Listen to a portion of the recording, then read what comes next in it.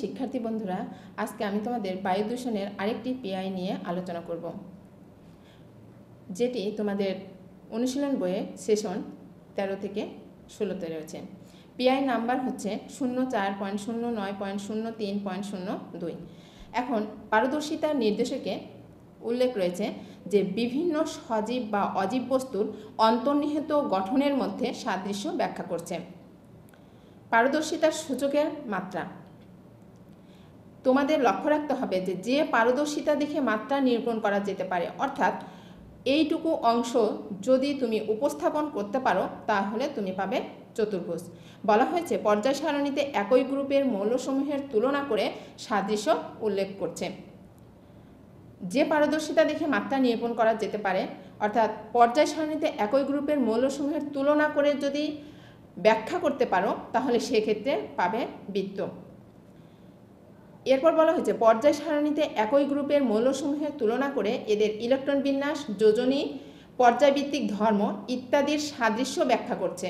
এটি তোমাদের অনুশীলন বইয়ের 31 এবং 32 নাম্বার পৃষ্ঠাতে রয়েছে। তাহলে এসো আমরা দেখি যে কিভাবে আমরা চতুর্ভুজ, বৃত্ত এবং ত্রিভুজ পাব। এখন তোমাদের প্রত্যেকেরই কিন্তু প্রত্যাশা থাকে যে আমরা কিভাবে উপস্থাপন করলে ত্রিভুজ পাবো সেটি এখানে ব্যাখ্যা করছি।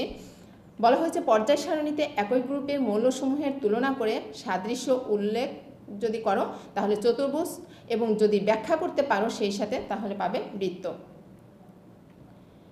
পর্যায় সারণীতে একই গ্রুপের মৌলসমূহের তুলনা করে এদের ইলেকট্রন বিন্যাস, যোজনী, পর্যায়ভিত্তিক ধর্ম ইত্যাদির সাদৃশ্য ব্যাখ্যা করছে।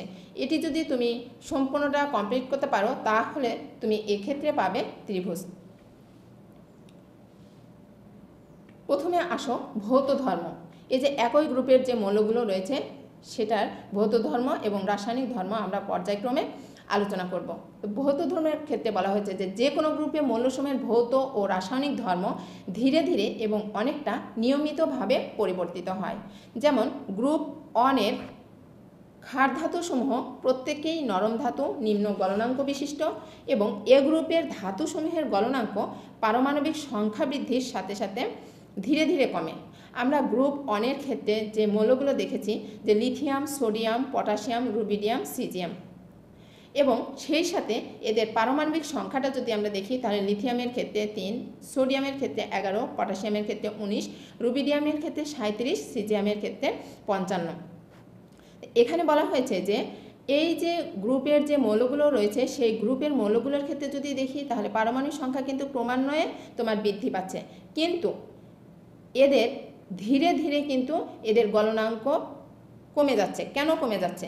এর কারণ হলো আমরা যদি এখানে ইলেকট্রন বিন্যাসটা লক্ষ্য করি তাহলে দেখা যাবে লিথিয়ামের সর্বশেষ কক্ষপথে রয়েছে একটি, প্রত্যেকের ক্ষেত্রেই কিন্তু দেখা যাচ্ছে একটি করে ইলেকট্রন রয়েছে। এই যে একটি করে ইলেকট্রন রয়েছে এটা দ্বারা আমরা বুঝবো যে এটি পর্যায় সারণীর গ্রুপ 1 এতে রয়েছে।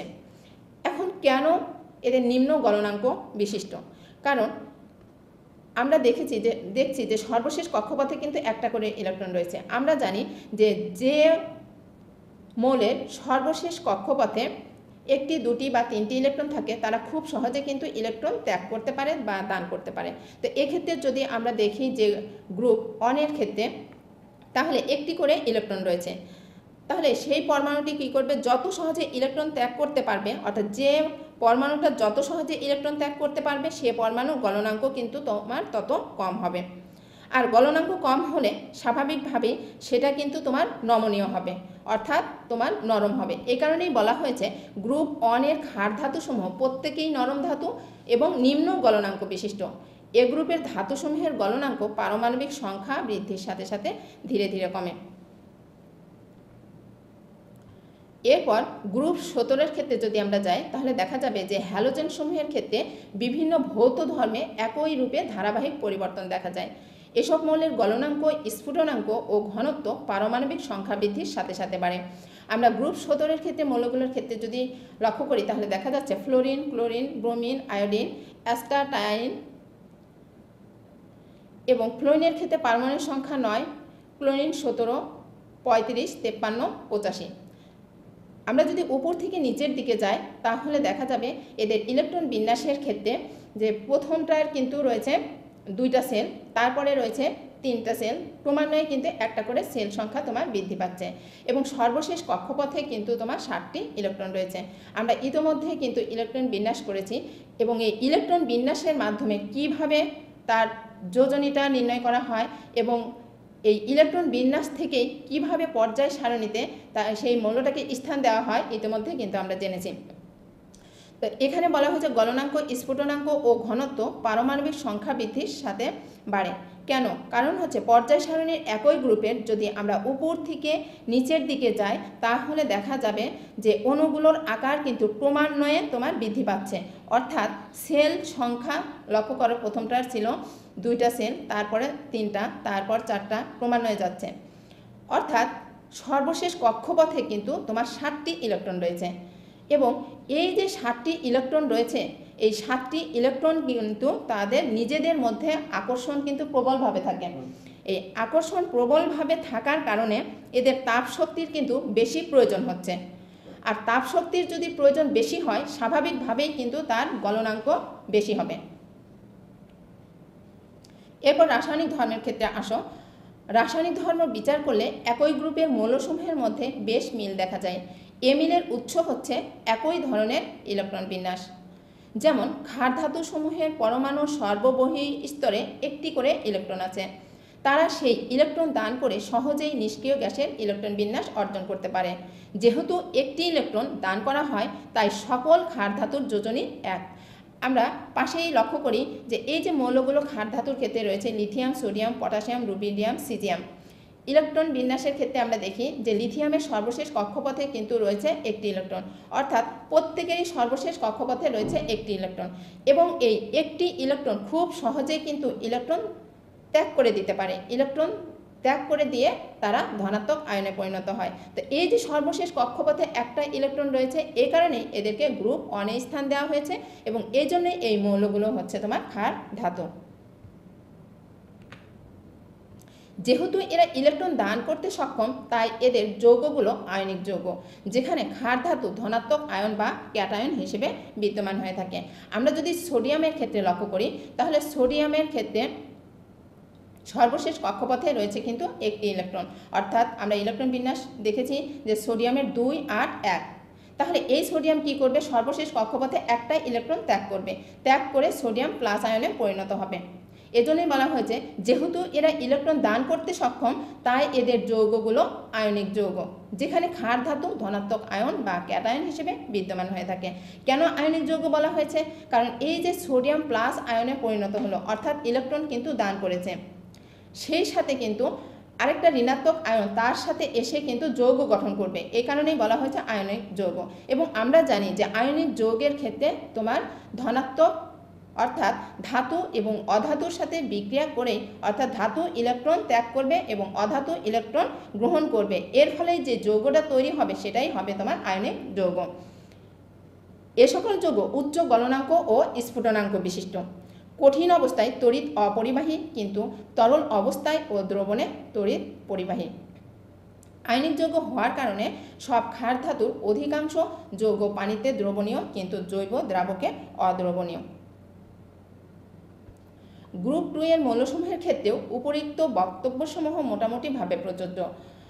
তবে গ্রুপ 2 মৌলসমূহের পরমাণু সর্ববহিঃস্থ স্তরে 2টি ইলেকট্রন থাকে, সুতরাং তারা 2টি ইলেকট্রন দান করে নিষ্ক্রিয় গ্যাসের ইলেকট্রন বিন্যাস অর্জন করবে। আমরা জানি যে প্রত্যেকটা মৌলই কিন্তু চায় স্থিতিশীলতা অর্জন করতে, এজন্য কোনো মৌলের যদি সর্বশেষ কক্ষপথে 1টি, 2টি বা 3টি ইলেকট্রন থাকে তারা খুব সহজে ইলেকট্রনগুলো ত্যাগ করে দিয়ে ধনাত্মক আয়নে পরিণত হয়। তাহলে এই ক্ষেত্রে আমরা দেখব যে গ্রুপ 2 এর মৌলসমূহের ক্ষেত্রে ইলেকট্রন বিন্যাস সর্বশেষ কক্ষপথে কিন্তু প্রত্যেকটার ক্ষেত্রেই রয়েছে 2টা করে ইলেকট্রন, তাহলে তারা খুব সহজে সেই 2টা ইলেকট্রন ত্যাগ করে দিয়ে ধনাত্মক আয়নে পরিণত হবে এবং এদের যোজনী হবে 2, অর্থাৎ যে কয়টা ইলেকট্রন ত্যাগ করলো 2টা ইলেকট্রন ত্যাগ করেছে, এজন্য এদের যোজনী হচ্ছে 2। এবং আমরা জানি যে যোজনী কি? যোজনী হচ্ছে কোনো মৌলের সর্বশেষ শক্তি স্তরে যে কয়টা ইলেকট্রন থাকে সে কয়টা ইলেকট্রন যদি দান করে অথবা গ্রহণ করে অথবা শেয়ার করে সেই ইলেকট্রন সংখ্যাই হচ্ছে তার যোজনী। গ্রুপ 17 এর ক্ষেত্রে বলা হয়েছে মৌলসমূহের সর্বশেষ স্তরে 7টি ইলেকট্রন বিদ্যমান। নিষ্ক্রিয় গ্যাসসমূহের ইলেকট্রন বিন্যাস অর্জনের জন্য তাদের একটি ইলেকট্রন প্রয়োজন। কারণ আমরা জানি যে সকল মৌলের সর্বশেষ শক্তি স্তরে 5টি, 6টি বা 7টি ইলেকট্রন থাকে তাদের ক্ষেত্রে 3টি, 2টি এবং 1টি ইলেকট্রন গ্রহণ করে তারা অষ্টক পূরণ করে। যেহেতু গ্রহণ করে তাই তারা ঋণাত্মক আয়নে পরিণত হয়। সুতরাং গ্রুপ 17 মৌলসমূহের সাধারণ যোজনী হবে 1। যেহেতু সর্বশেষ শক্তি স্তরে ছিল 7টি ইলেকট্রন, সে একটি ইলেকট্রন গ্রহণ করে কিন্তু তার যোজনী হয়েছে 1। ইলেকট্রন গ্রহণ বা শেয়ারের মাধ্যমে অষ্টক পূরণ করা সম্ভব। যখন একটি ইলেকট্রন গ্রহণ করা হয় তখন 1 একক ঋণাত্মক আধান বিশিষ্ট হ্যালাইড আয়ন উৎপন্ন করে, ফলে সেক্ষেত্রে যৌগসমূহ আয়নিক হয় এবং আয়নিক যৌগের সকল ধর্ম প্রদর্শন করে। এ কারণে বলা হয়েছে এখানে এই যে ক্লোরিন, সেই ক্লোরিনটা কিন্তু হ্যালোজেন মৌল, তোমরা জানো। ক্লোরিনের সর্বশেষ কক্ষপথে যেহেতু 7টি ইলেকট্রন ছিল তাই সে আরেকটি ইলেকট্রন গ্রহণ করে ক্লোরাইড মাইনাস আয়নে পরিণত হয়েছে। যেমন সোডিয়াম ফ্লোরাইড হতে পারে, সোডিয়াম ক্লোরাইড, সোডিয়াম ব্রোমাইড এবং সোডিয়াম আয়োডাইড।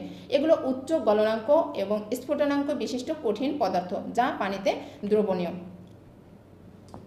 যে সকল ক্ষেত্রে ইলেকট্রন শেয়ারের মাধ্যমে অষ্টক পূরণ হয় সেক্ষেত্রে তাদের সমযোজী যৌগের সৃষ্টি হয়, তারা সমযোজী যৌগের ধর্ম প্রদর্শন করে। অর্থাৎ কোনো যৌগের ক্ষেত্রে যে মৌলগুলো থাকে সেই মৌলগুলো ইলেকট্রন শেয়ারের মাধ্যমে যদি যৌগ গঠন করে তাহলে তাদেরকে আমরা সমযোজী যৌগ বলবো। সাধারণত দেখা যায় অধাতুর ক্ষেত্রে যে ইলেকট্রন শেয়ার হয় সেই ইলেকট্রন শেয়ারের মাধ্যমে মূলত সমযোজী যৌগগুলো গঠিত হয়। আমরা যদি এখানে দেখি যে হাইড্রোজেন ফ্লোরাইড, তাহলে আমরা জানি হাইড্রোজেনের সর্বশেষ কক্ষপথে রয়েছে একটি ইলেকট্রন এবং ফ্লোরিনের সর্বশেষ কক্ষপথে রয়েছে 7টি ইলেকট্রন। তখন কি করবে, এই হাইড্রোজেন এবং ফ্লোরিন এদের যে সর্বশেষ কক্ষপথে 7টি ইলেকট্রন এর একটি ইলেকট্রন, তখন এরা সেই একটি ইলেকট্রন শেয়ারের মাধ্যমে হাইড্রোজেন হিলিয়ামের কাঠামো গঠন করবে এবং ফ্লোরিন নিয়নের কাঠামো গঠন করবে এবং প্রত্যেকেই কক্ষ তাপমাত্রায় হবে গ্যাসীয়। এখন এই যে একই গ্রুপের ক্ষেত্রে আমরা বলছি, তাহলে পর্যাবৃত্তিক ধর্মের ক্ষেত্রে যদি আসো তাহলে ক্রিয়াশীলতার ক্ষেত্রে আমরা ক্রিয়াশীলতার ক্ষেত্রে দেখি যে কি লক্ষ্য করা যাচ্ছে। বলা হয়েছে ক্রিয়াশীলতার ক্ষেত্রেও একই গ্রুপে ধারাবাহিক পরিবর্তন দেখা যায়। যেমন গ্রুপ 1 ও গ্রুপ 2 মৌলসমূহের ক্ষেত্রে যতই নিচের দিকে যাওয়া যায় অর্থাৎ পারমাণবিক সংখ্যা বৃদ্ধির সাথে সাথে ততই মৌলসমূহ সক্রিয় হয়। যেমন ক্ষার ধাতু ও মৃৎক্ষার ধাতুসমূহের ক্ষেত্রে সক্রিয়তার ক্রম হচ্ছে। অর্থাৎ ক্ষার ধাতু বলা হয় গ্রুপ 1 এর মৌলগুলোর ক্ষেত্রে এবং মৃৎক্ষার ধাতু বলা হয় গ্রুপ 2 এর ক্ষেত্রে। তা আমরা যদি এক্ষেত্রে যাই তাহলে দেখা যাবে যে উপর থেকে যতই নিচের দিকে যাওয়া যাবে মৌলসমূহের সক্রিয়তা কিন্তু ততই বেড়ে যাবে। এক্ষেত্রে দেখানো হয়েছে, দেখো যে লিথিয়াম, তারপর সোডিয়াম, পটাশিয়াম, রুবিডিয়াম, সিজিয়াম এবং এক্ষেত্রে তোমার 2 নাম্বার গ্রুপে যেটা রয়েছে beryllium, magnesium, calcium, strontium, barium. পানির সাথে এ সকল মৌলের বিক্রিয়া হতে এটা স্পষ্ট বোঝা যায় যে গ্রুপ 1 মৌলসমূহ পানির সাথে তীব্রভাবে বিক্রিয়া করে ধাতুর হাইড্রক্সাইড ও হাইড্রোজেন গ্যাস উৎপন্ন করে। এখানে দেখানো হয়েছে এম দ্বারা মেটাল বা ধাতু, অর্থাৎ গ্রুপ 1 এর যে মৌলগুলো রয়েছে সেগুলো ধাতু।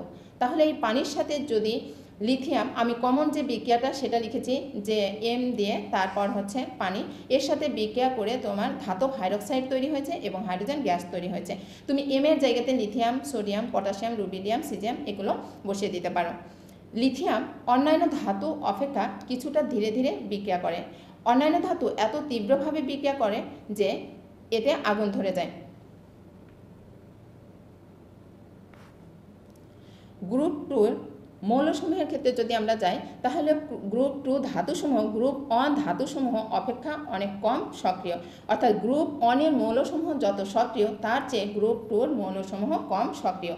তাই দেখা যায় যে ক্যালসিয়াম, স্ট্রনশিয়াম এবং বেরিয়াম ঠান্ডা পানির সাথে বিক্রিয়া করে ধাতুর হাইড্রক্সাইড ও হাইড্রোজেন উৎপন্ন করে।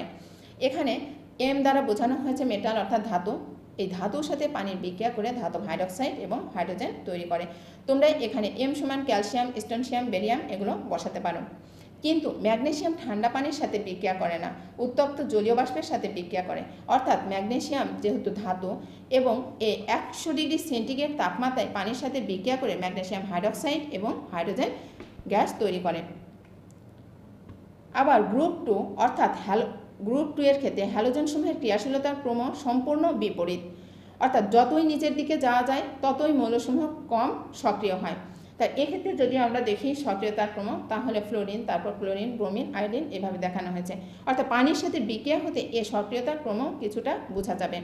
ফ্লোরিন পানির সাথে প্রচণ্ডভাবে বিক্রিয়া করে হাইড্রোজেন ফ্লোরাইড ও হাইড্রোজেন উৎপন্ন করে। এখানে পানি এবং এক্স দ্বারা বোঝানো হয়েছে, এখানে এক্স হচ্ছে তোমার হ্যালোজেন যে মৌলগুলো রয়েছে সেগুলো, অর্থাৎ ফ্লোরিন, ক্লোরিন, ব্রোমিন, আয়োডিন, অ্যাস্পারটাইটেন। হাইড্রোজেনের সাথে বিক্রিয়া হতে হ্যালোজেনের ক্রিয়াশীলতার ক্রম আরও ভালোভাবে বোঝা যায়। সকল হ্যালোজেনের সাথে হাইড্রোজেনের নিম্ন ধরনের বিক্রিয়া হয়।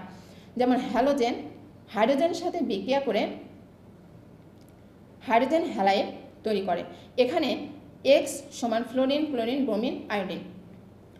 ফ্লোরিন নিম্ন তাপমাত্রায় এবং অন্ধকারেও হাইড্রোজেনের সাথে বিস্ফোরণ সহকারে যুক্ত হয়, কারণ আমরা জানি যে হাইড্রোজেন একটি দাহ্য পদার্থ এবং হাইড্রোজেন সেই সাথে কিন্তু তোমার গ্যাস, অর্থাৎ হাইড্রোজেন খুবই কিন্তু তোমার বিস্ফোরক পদার্থ।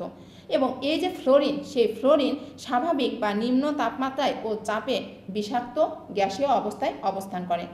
এই কারণে ফ্লোরিন যখন হাইড্রোজেনের সাথে বিক্রিয়া করে তখন বিস্ফোরণ সহকারে কিন্তু তারা যুক্ত হয়।